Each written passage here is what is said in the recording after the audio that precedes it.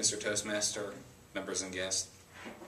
I believe that there are at least two sides to everyone. The person that shows up at work each day and the person that's actually there at your house. It takes a combination of these two yous to fully make an individual of what we are today. I'd like to share a little bit about both of these from my perspective this afternoon. My professional side really began when I was about 10 years old. My parents' policy, both then and now, was if you're able to work, you should go to work. That led to me having my first job being a paper boy. The policy of the paper company was that a customer did not have to pay for the paper. If they chose the option to not pay for the paper, I chose the option to not deliver the paper. When I was 14 years old, I received my first job, in which was taxable in the state of Ohio with your parents' signature. You could start working.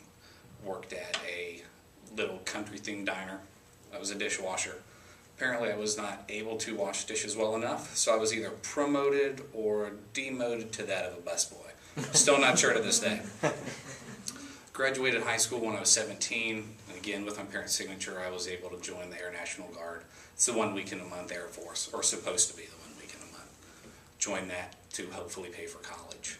While I was in the military, did computer networking, similar to now.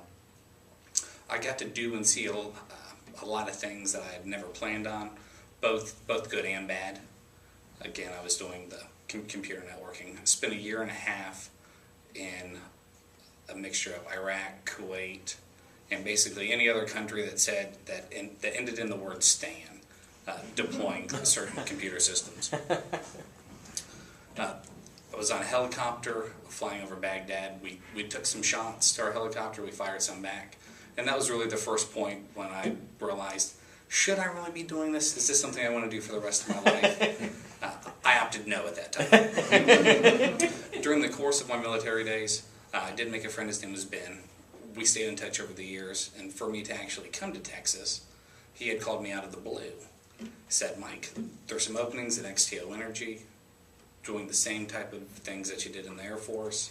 Is that something you'd be interested in? My initial inkling was definitely not. I was here for basic training in San Antonio in the summer. It was hot, didn't want to come back. Lo and behold, I actually did make the decision to come down here, interview, got the job, and it's been the best career decision that I could have ever made. On a personal side, I've always believed that working hard, being ethical, and treating everybody fair is the way to go. If you follow those couple principles, everything's going to work themselves out. My strength, I believe, is the willingness and perseverance to be able to complete any task that's set before me, whether it's a task that I've decided to do for myself, or if it's a task that's simply a squeaky wheel that needs some oil. I'm up to the challenge. Education is very important to me. I have both a bachelor's degree and a master's degree. The bachelor's degree, that was a dream of my parents. I never once talked about going to college. They had told me, Mike, you can't sit around here and sit on your butt all the time. You have to do something. So the day I walked across the stage, it was as much for them as it was for me. The master's degree, that was something I wanted to do for myself, so that felt fantastic. And my grades also showed that I cared a little bit more. Again, it was for me. Yeah. I do love motorcycles. I've had 4 of them. Getting a motorcycle actually led to me being kicked out of my house. Came home one day when I was 18 and said, I'd like to get a motorcycle. My folks said, that's great. Go ahead and get one. But if you do, you can't live here. The following day, walked in as enthusiastic as could be. Said, I have some fantastic news. I'm moving out. So I had bought a motorcycle. I also love getting into mischief.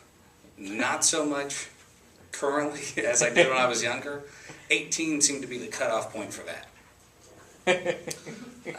While I was in school, ended up getting kicked off the bus several times.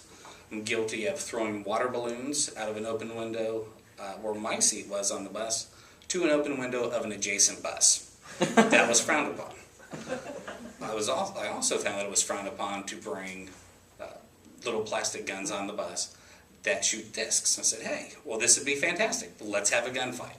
Again, led to me being thrown off the bus. Spent a lot of time asking my parents to take off work, take me to and from school. And when I was older, for somebody else to actually give me a ride.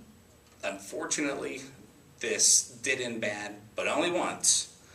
While I was doing a senior prank with my best friend Mike, we were toilet papering the school, also chocolated. Everything was fine until we left and then decided that we should come back. We needed to have pictures, proof, so that all of our friends would believe us. Oh. So when we came back to snap those pictures, one of our friendly police officers did catch us. I played sports, principal came down. Luckily, they dropped any charges. Again, I do believe that the combination of the experiences that we have had both in our personal lives and in our professional lives make us the men and women that we are today. Given the opportunity to go back and change some of those decisions, I probably would. Well, on second thought, actually I probably wouldn't. What I've been blessed with is the opportunity to speak in front of all of you today. Again, Mr. Toastmaster, members and guests, thank you so much for your time.